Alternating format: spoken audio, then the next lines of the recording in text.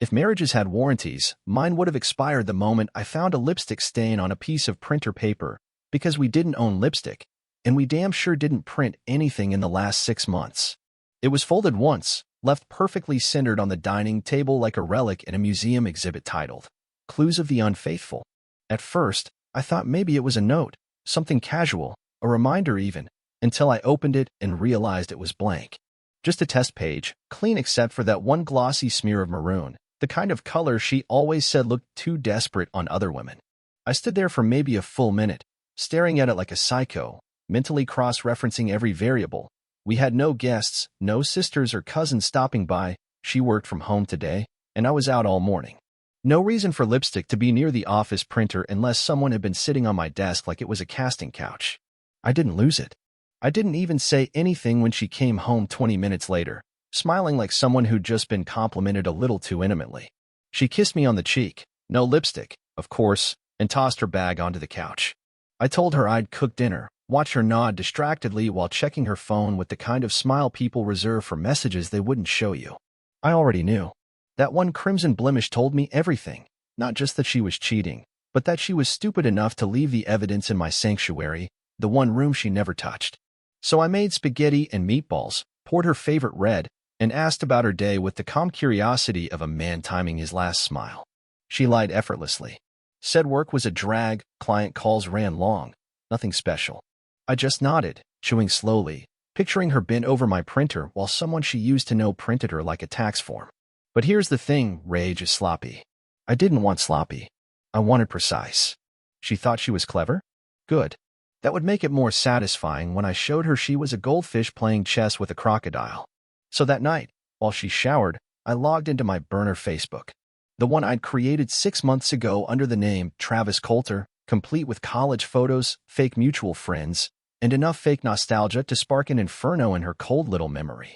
Travis had been her, one that got away, story, the art school rebel who moved to Portland and never looked back. All I had to do was bait the hook with a few longing messages, and she bit like a starving piranha. At first, she played it cool. Is this really you? Wow, it's been forever. Innocent stuff. But by message 7, she was already reminiscing about how good he smelled, how he made her feel seen. Message 15 came with emojis and jokes about her boring husband who wouldn't get it. Oh, I got it. I screenshotted everything. Even when she said she couldn't stop thinking about his hands. Even when she asked if he still kept his old leather jacket. Yes, the same one she once mocked me for trying to replicate. She told Travis she'd meet him, said it had to be low-key, and suggested a hotel she used to go to for conferences. That was the final flag. A hotel she chose. One she knew. It made things easier for me. I booked the room in her name, sent the fake confirmation through our Travis account, and waited. The night before the meetup, I lay beside her while she typed flirty bullshit under the covers, her screen angled just far enough to block my view. I smiled. Not because it was funny, but because I already had the key card to the room. Because I'd already checked in. Because tomorrow, she wouldn't be meeting a ghost from her past. She'd be walking into the final act of a story I started the moment I found that damned lipstick mark. For a while, everything looked normal, almost suspiciously so. Morning routine stayed intact. She still brewed our coffee, still packed her little overnight oats like she was the CEO of nutrition, still gave me that peck on the cheek before we split off for the day. We still had Sunday movie nights, still split grocery lists down the middle, still posted the occasional sunset selfie that would get 100 likes and a dozen couple goals, comments from people who didn't know a damn thing. From the outside, it probably looked like we were unshakable, two grown-ups who'd figured it out, who'd made it past the wild 20s and landed in a love that was steady, predictable, enviable. But little cracks don't show up in group photos. They slip in sideways, like a draft under a locked door. I first felt it when she started closing tabs on her laptop just a little too quickly when I walked into the room, not panicked, but calculated, like she wanted it to look casual. Or when she suddenly put a passcode on her phone after 5 years of sharing playlists and Uber logins. She brushed it off, said she was working on boundaries, said she was reading a book about emotional self-defense and how couples need to learn to be two wholes, not halves trying to complete each other. I laughed when she said it, told her it sounded like a TED Talk delivered by someone on their third divorce. She didn't laugh back. And the thing is, I still wanted to believe her. I still wanted to think the distance was just a phase, some seasonal depression, some burnout from work. But it wasn't just the phone. It was the way she started coming home with clothes I hadn't seen before. New jeans, new shoes, lingerie she didn't wear for me. When I asked, she said they were impulse buys or gifts from coworkers. I believed her, or at least I pretended to.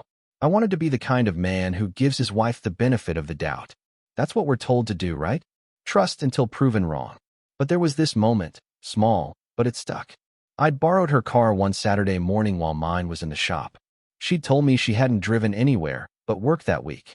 But in the glove compartment, I found a parking stub from a hotel downtown, dated 2 days prior, time-stamped at 3:14 p.m. I didn't say anything. I just slid it back where I found it, drove to the hardware store, and spent 20 quiet minutes in the aisle staring at locks and security cameras I wasn't quite ready to buy. After that, her language changed too. She started talking about her identity. Said she was learning how to reclaim her sense of self. Said she'd spent too many years merging with someone else's life. I asked her whose life she thought she was living. She said nothing, just looked at me like I'd missed the point entirely. And her eyes, man, they were still blue, still sharp, but they didn't see me anymore. Not really. They looked through me, like I was a placeholder in a scene she was already rewriting. She started going out more, wine nights with friends, yoga retreats, a weekend workshop for female empowerment, where she came back with a tattoo behind her ear and a smug little grin like she'd conquered Everest. I tried to be supportive, tried to smile through the changes, keep the peace, play the part. I even started cooking more, asking about her day, making reservations at her favorite places just to buy back a little of what we used to have. But it didn't matter. She was polite, she was kind, she was even affectionate in the way someone pats a dog they no longer want to feed. There was one night, just one, that I thought maybe I was overthinking it all. We were watching some indie film she picked, and she curled up next to me, head on my chest, fingers playing with mine. She fell asleep like that, or pretended to, and for a few minutes, I believed the illusion again, that maybe we were just evolving, that maybe marriages had seasons, and this was just winter. But when I tried to shift her gently to go grab a blanket, her phone slipped from her hand, screen lighting up with a preview of a message. I miss the way you look at me when no one else is around. From a name I didn't recognize. I didn't open it. I didn't scream. I didn't accuse. I just picked up the phone, placed it back on the armrest, and sat there, watching the rest of the movie in silence. Because even then, with that fire already kindling in my gut, I wasn't ready to admit it out loud. Not yet. Part of me still wanted to believe the cracks were just reflections. That maybe, just maybe, it was all still whole. But I knew. Somewhere deep down I knew. I was already a ghost in my own marriage, just waiting for the door to shut behind me. It was a Tuesday, which is the kind of day nothing should happen on, a day too average, too bland, too square in the middle of life to hold anything dangerous. She told me she had a late client meeting, some strategy session that might run until 9, and I played my part like always, kissed her goodbye, told her not to stress, and watched her leave in a dress that hadn't seen the inside of a strategy session in its life. She used to dress like that for me. Now she dressed like that for someone she wouldn't name. I wasn't planning to follow her. I wasn't even planning to check up. But there was a feeling, something like vertigo, not fear, not jealousy, just a weight in the back of my skull that said, tonight. So I opened my laptop, pulled up the iCloud login I'd secretly configured to sync with her phone months ago. Insurance, I told myself, and started watching the location pulse on the screen. Not her office. Not even close.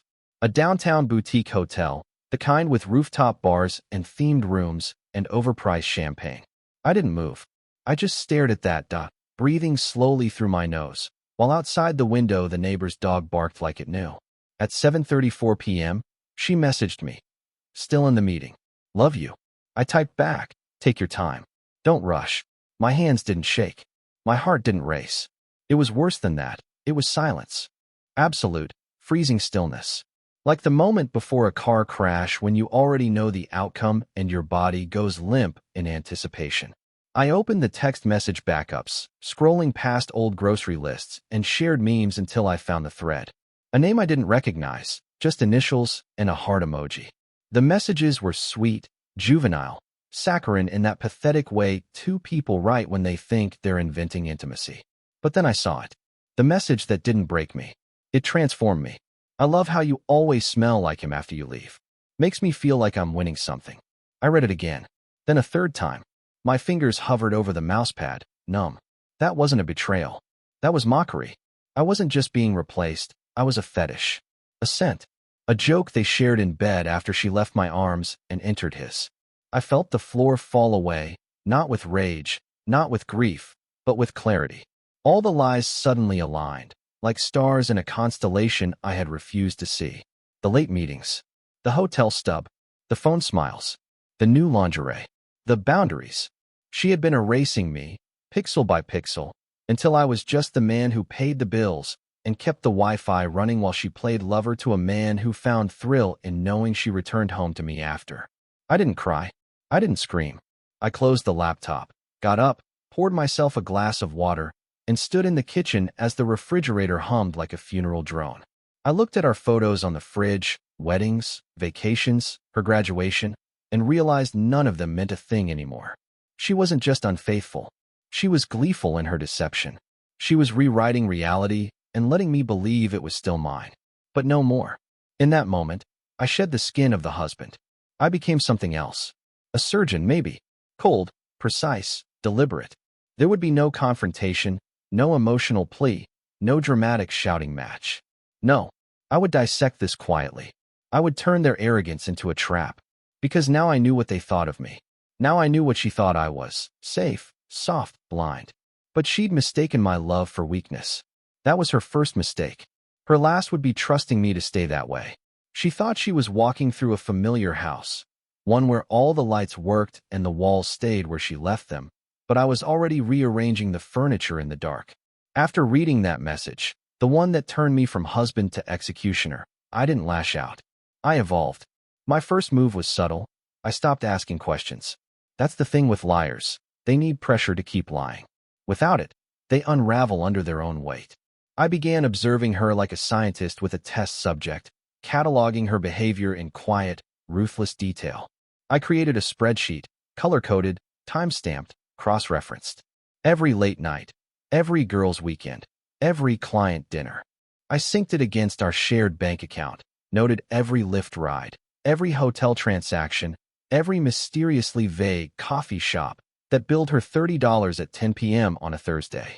I stopped sleeping in the bed some nights, told her I was dealing with stress, stayed up in the home office, and installed software that cloned her phone every time it synced to the Wi-Fi. I didn't read the messages as they came in. That would be emotional. I downloaded them, organized them, studied them like forensic evidence. I found deleted photos, voice notes, notes she'd written but never sent. Some romantic, some explicitly cruel. Things like, "He doesn't even touch me anymore. He's too nice to leave, too weak to cheat." And the piece de resistance. "I think he suspects something, but he'd never dare confront me." She was daring me. So I changed tactics. I started testing her lies. One morning, I told her my boss wanted to meet spouses for a corporate dinner. She hesitated for a second too long before saying she had yoga. Not work. Not a girls' night. Yoga. On a Thursday evening. At a studio that had no evening classes. I'd already checked. "That's fine," I told her. "I'll go solo." And I did. Straight to the parking lot of the yoga studio, where I sat in my car across the street and watched until every student filed out. She never showed. I wasn't surprised. Just more certain. That weekend, I sent flowers to her office from an old friend. No name. Just to see if she'd bring it up. She didn't. Not once. So I asked, innocently, "Hey, get anything at work this week?" She blinked, smiled, said no, just boring stuff. She was lying about things I already knew, and that gave me power. I became invisible to her. A ghost in the marriage. She still smiled at me in the mornings, kissed me goodbye, told me she loved me before bed. And every time she did, I recorded the time, the tone, the exact words. Because I knew, soon enough, I'd be playing them back in court, or better yet, during the final act. I set traps in our conversations, casual ones, like asking if she wanted to go back to that Thai place we loved, the one I knew she visited last Friday on her girls' trip. She said no, claimed she hadn't been in months. I nodded, smiled, and highlighted the date in my spreadsheet. That same weekend, I created a burner Instagram account, added a few stock photos, followed her friends, and watched as she accepted it without hesitation. Within hours, I had access to everything she posted to her close friends, storied pictures she never showed me. Her in bars I'd never heard about, holding cocktails with names I couldn't pronounce, in dresses I'd never seen her leave the house in. Always laughing, always glowing, always without me. Then came the friend angle. Her best friend, Clara, had always been suspiciously supportive. The kind of friend who enabled bad decisions under the banner of empowerment. So I followed Clara digitally, of course. Checked her tags, her comments, her location data. Found a photo posted 3 weeks back that showed my wife at a rooftop bar during a night she claimed to be at a meditation workshop.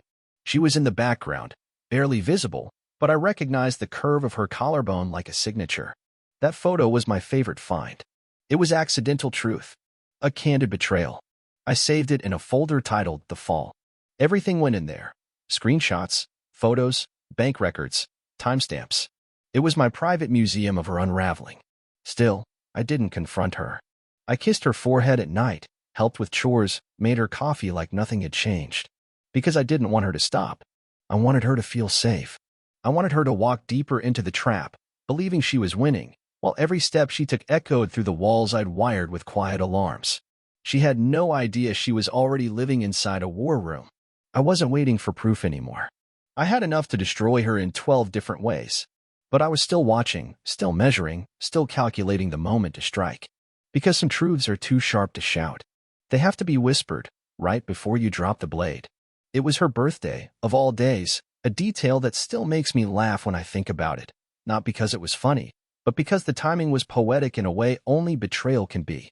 I reserved the private room at her favorite restaurant, the one with the long velvet curtains and gold-trimmed menus, where we once celebrated our 3rd anniversary before the rot set in. She thought it was a romantic surprise, a gesture of rekindling, and when she walked in wearing that navy dress with the slit that was always just a little too high, she looked at me like she still believed I didn't know a damn thing. Her smile flickered slightly when she saw the room was empty except for the two of us, no family, no friends, just 2 wine glasses and a white linen tablecloth between us. Just us, she asked, tilting her head with that performance-edged curiosity. I nodded and offered her a seat. I thought we could have a quiet night, I said. She laughed softly, flattered. That's sweet. I poured her a glass of wine, sat down across from her, and waited until the waiter left before I slid my phone across the table. Before we toast, I said, I want you to see something. She hesitated, then tapped the screen. The video opened with no preamble, grainy, low-lit footage of a hotel hallway. She was there, clear as day, laughing as she wrapped her arms around a man in a gray suit and kissed him like she'd waited all day for it. Her wedding ring wasn't on. Mine was. It stayed on her lover's pinky like a trophy. She didn't look at me. Not right away. She stared at the screen for a full 10 seconds, blinked, then said, too quickly, that's not what it looks like. I didn't flinch. You think I need you to tell me what I'm looking at? She finally met my eyes, and I saw it, that flicker of panic, the split-second lag between her instinct to lie and her need to rewrite the story. We were just talking, she said, her voice low, rushed. I was drunk. It was nothing. I leaned back in my chair and tilted my head. You kiss all your friends like that? Take your ring off and hand it to them for safekeeping. She opened her mouth, then closed it. Then came the next act. You haven't been paying attention to me for months. I felt alone. I needed affection. I interrupted, calm as ever. Or just new validation? Her jaw clenched. You don't get to judge me. You shut down. You stopped seeing me. I was drowning, and you didn't even notice. I noticed everything, I said. That's why we're here. She stood up suddenly, the chair scraping violently against the floor. So what? This is your revenge? You trapped me on my birthday, in public, to humiliate me? I gave the faintest smile. I didn't trap you. You walked in willingly. Her face flushed, either from embarrassment or rage, but she stayed standing, trying to summon the upper hand she'd already lost. You're pathetic, she hissed, going through my phone, tracking me like some obsessed psycho. No wonder I looked elsewhere. That was her final move, the mocking, the confidence. She thought she could shame me into silence. You wore my ring, I said softly, into another man's hotel room, then gave it to him as if it meant nothing. You used my love like a shield, and then blamed me when you got bored. Her mouth opened, but nothing came out. I saw the messages, I continued. All of them. I saw the things you said about me. The jokes. The lies. The way you built your affair on the assumption I was too soft, too trusting, too dull to notice. That was your biggest mistake. You never realized the difference between kindness and weakness. Her legs wobbled just slightly, like a tower with one too many cracks. I could see it now, the slow erosion of her mask. The panic under the bravado. The fear that maybe, just maybe, I hadn't come to plead or beg or forgive. She looked around the empty room as if realizing for the first time that no one was coming to save her. No waiters. No friends. No escape route. So what now? She asked, her voice brittle. You're leaving me? I didn't answer. I just stared at her, letting the silence fill the space like smoke. Because I wasn't finished. Not yet. Let her stew in that question. Let it rot in her throat. I wanted her to feel what it was like to sit in uncertainty.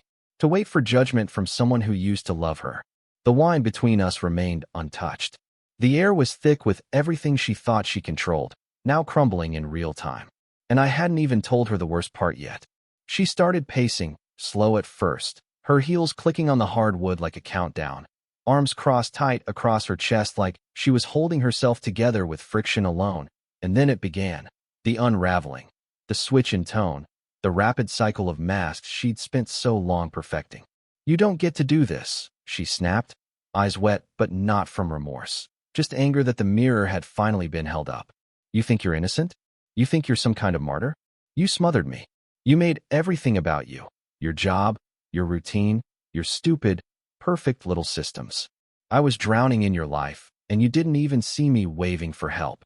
She wanted a reaction, a flinch, some flash of pain in my eyes, but I gave her nothing, just watched her burn herself alive with every word. You were boring, she hissed, voice climbing. You never did anything spontaneous, you never took risks. You just coasted through life like it was enough to show up. Well, guess what? Showing up isn't enough. Not for a woman like me. I didn't move. I didn't speak. Just tilted my head slightly and studied her like a curator reviewing a counterfeit painting. Oh, I see. She laughed, bitter and breathless. Now you're doing the silent treatment? Real mature. Real manly. Maybe if you had been a real man from the start, I wouldn't have had to find someone who actually saw me. Who actually wanted me. She leaned in close, voice dropping into venom. He made me feel alive. You made me feel like a houseplant. Still, I said nothing. Because what was left to say to a drowning liar who thought shouting would drain the flood? She turned away, then spun back toward me like she couldn't decide whether to beg or attack. You're not even angry, she spat. You're just standing there like some smug little robot, like you're better than me. I looked at her for a long second, then finally spoke, quietly, precisely. I'm not better than you. I'm just not lying about who I am. That stopped her. Not for long, but enough to see the tremble start in her jaw. She wasn't used to losing. She wasn't used to silence holding more weight than her screams. You always thought you were so good, she snarled. Mr. Morals. Mr. Loyalty. But you were just weak. That's why I could get away with it for so long. You were easy. I nodded slightly, like I was agreeing with a child mid-tantrum. You were never winning, I said. You were just playing alone. Her face flushed. You're pathetic, she said louder now. You think this makes you strong? Sitting there like a statue while everything falls apart? You're a coward. Say something real for once. I met her eyes, calm as still water. I stopped speaking to people who only listened to respond. Her mouth opened, ready to fire back, but the words caught in her throat. She was losing her script. Her performance was unraveling, and the stage she built on manipulation, on emotional blackmail, on carefully curated guilt, was caving beneath her feet. What are you going to do now? She asked, quieter, shakier. Just leave? Throw everything away? I didn't blink. You already threw it away. I'm just taking out the trash. Her breath hitched, sharp and shaky, like she hadn't expected the scalpel to be so clean. You can't just walk out. We have history.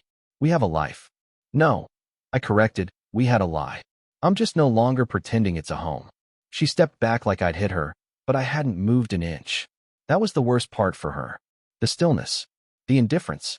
The absolute absence of any emotional hook left for her to pull. She had always been good at creating chaos, at making me question myself, twist my instincts, bend my truth to fit her narrative. But now, with everything out in the open, her weapons were rusted and useless. I wasn't angry anymore. I wasn't hurt. I was done. And that scared her more than any threat could. Because nothing is more terrifying to a manipulator than the moment they realize you don't care anymore. Not just about what they did, but about them at all. Her voice cracked, tried for one last ploy. "We could fix this," she whispered. If we tried." I stood up, adjusted my jacket, and looked down at her like a man looking at the last page of a book he once thought he'd reread. "The only thing broken here," I said, "is your idea of who you thought I'd always be." Then I turned, and I let the silence do the rest. She thought the silence meant mercy, thought my calm was hesitation, that maybe, deep down, I still wanted to salvage something from the ruins she created. But silence is not surrender, it's strategy. While she scrambled to patch the image of herself she saw slipping through my eyes, I was already working in the shadows, every step precise, every move quiet enough to be mistaken for an action. First came the evidence, organized, time-stamped, duplicated. I stored copies on 2 encrypted drives, one cloud-based under a false name, and another hidden in a safe deposit box at a bank she didn't know I had. Messages, videos, photos, transaction histories, and GPS records, enough to build a dossier that would make a private investigator feel unemployed. Then I began the financial rollback. We had a joint checking, a savings account, and a shared credit line. I opened a new account in my name only, moved my direct deposits, and rerouted the autopay bills. I contacted the banks to request that the credit card be frozen and flagged for unusual activity.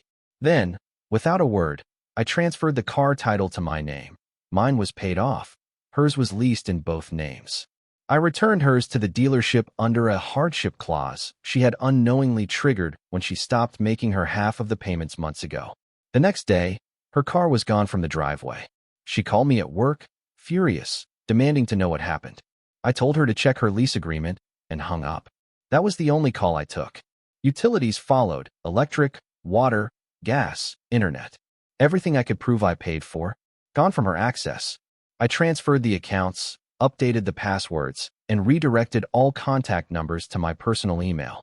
She didn't notice right away. That was part of the pleasure. Letting her sit in a house with running water and Wi-Fi while I quietly pulled the plug in the background. Next came the legal prep. I met with a divorce attorney the day after the dinner. I didn't bring drama or tears, just a manila folder labeled Exhibit A to Z. The attorney didn't blink. Said it was the most comprehensive case file he'd ever seen from a civilian. We filed under irreconcilable differences, but the infidelity documentation meant I could seek fault-based leverage in asset division. I didn't want to destroy her. I just wanted everything she took for granted returned to its rightful owner. Then, with every legal duck in a row, I wrote an email to her employer. Not a scandalous expose, but a subtle, fact-filled inquiry about whether the company's ethics policies allowed for extramarital relationships between employees and contractors.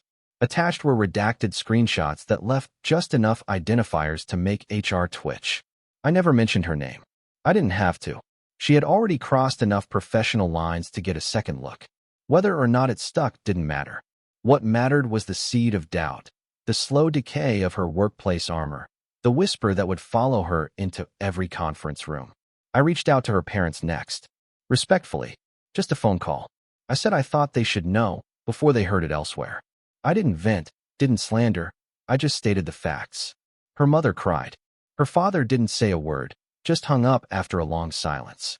Then I sent one message to her 2 closest friends, the ones who always said I was too good to be true, the ones who covered for her nights out and lied when I called.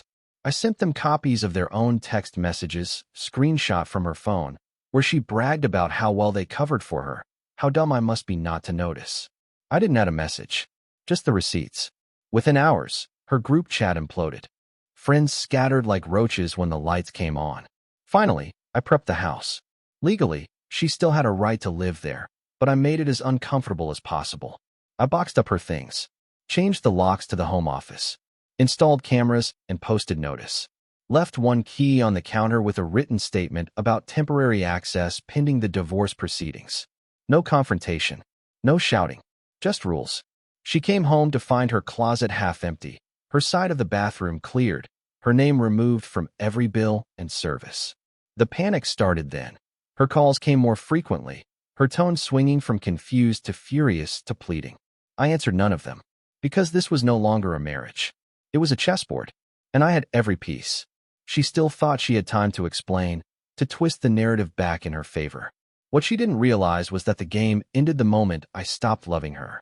Everything after that was just checkmate in slow motion. It happened at her sister's engagement party, a garden event with fairy lights strung through the trees, soft jazz playing under a rented canopy, and champagne flutes clinking like background applause. Everyone was there. Her parents, her extended family, the childhood friends who once toasted our wedding with teary-eyed speeches, even her boss, a well-dressed woman with a clipped voice and an eye for detail. My invitation was expected, of course, but what wasn't expected was the calm with which I arrived, dressed sharp, unbothered, a man entirely at peace while a storm curled quietly beneath my smile.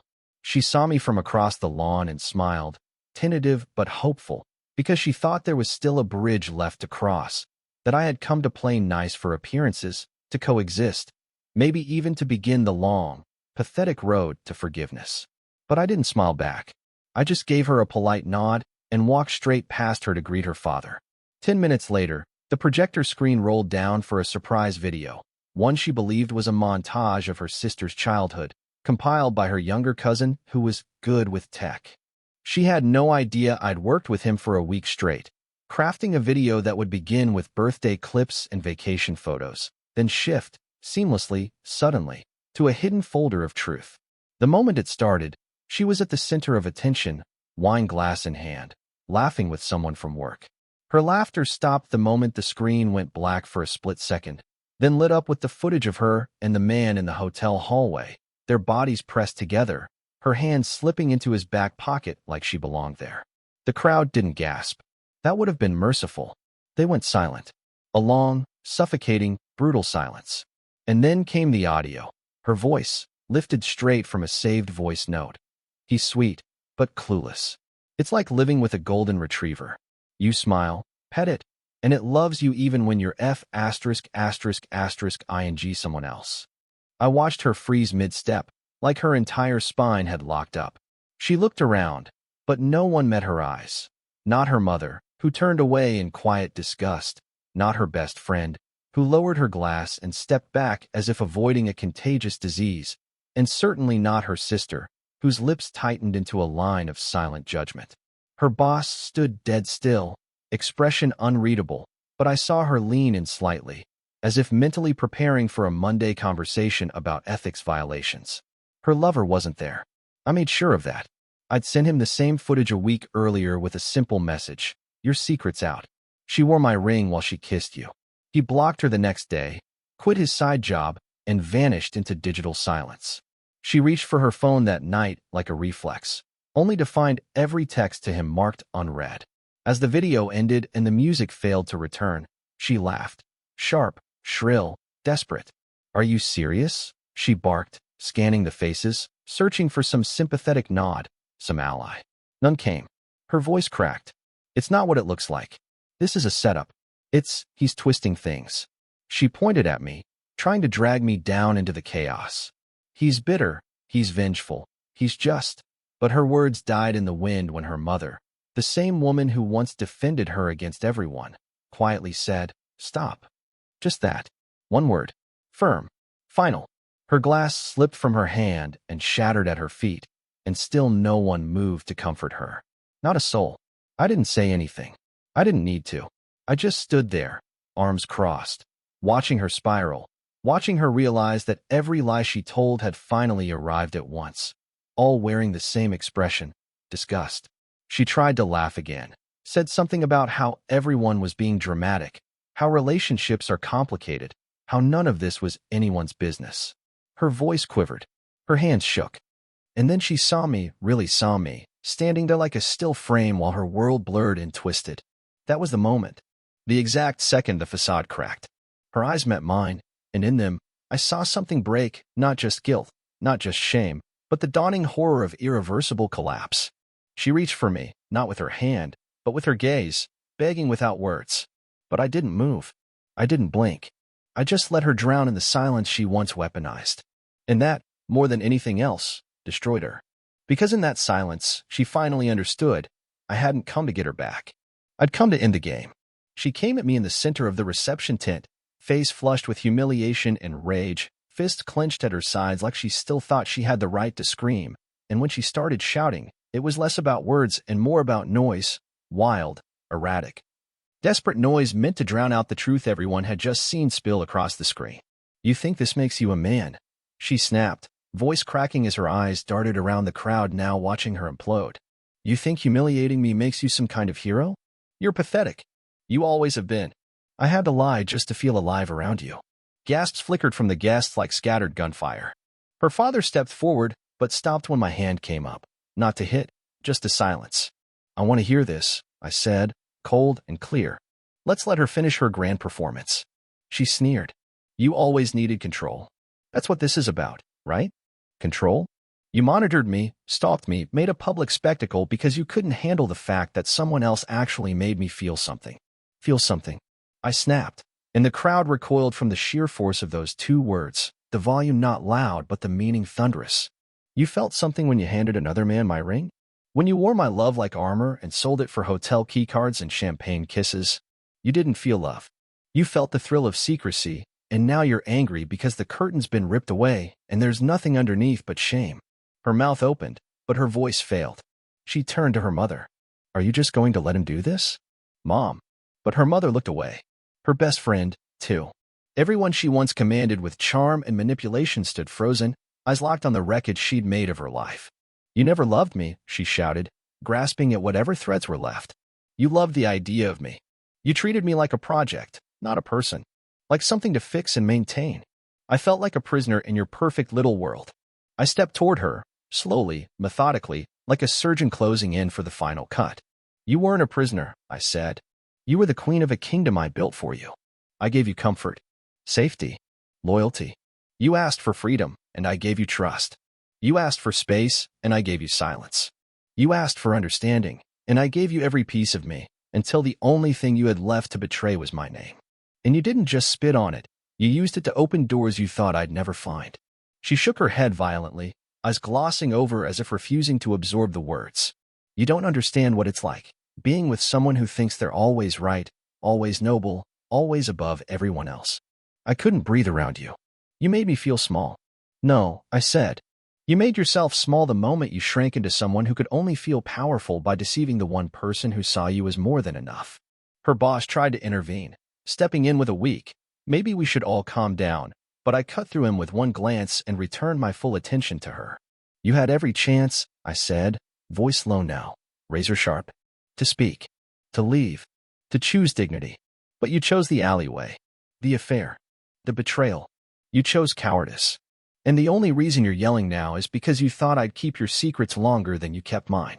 She lunged forward, as if trying to slap something into place, but her father moved between us, grabbed her arm. "Enough," he growled, not at me, but at her. "Enough." Her tears came then, not the quiet kind, but the ugly, snot-choked kind that turns sobs into choking fits. Her mascara ran. Her dress wrinkled. She stood there in the middle of it all, shaking and howling, as the people she once smiled with stepped backward like she was contagious. Someone filmed. I saw the phone. It didn't matter. Let the world see it. Let them watch the fall in real time. She clawed at her own chest, screamed my name like it still meant salvation, and I turned to leave, not in anger, not even in triumph, just in complete, final resolution. As I passed her, she whispered something I'll never forget. "Please, don't leave me like this." I paused, just long enough for her to think there might be a thread left. Then I whispered back, "You left yourself like this." I just turned on the lights, and I walked through the crowd, every head turning to watch the man who didn't raise his voice, didn't lift a hand, but brought an empire down with nothing but truth. She lost her job 3 days after the video went public, not because of some formal HR violation, but because the whispers got louder than her productivity and the discomfort she stirred in every meeting became too much to ignore. Her boss didn't even fire her face-to-face, just sent a cold email and locked her out of the system. Within a week, her social circle vanished.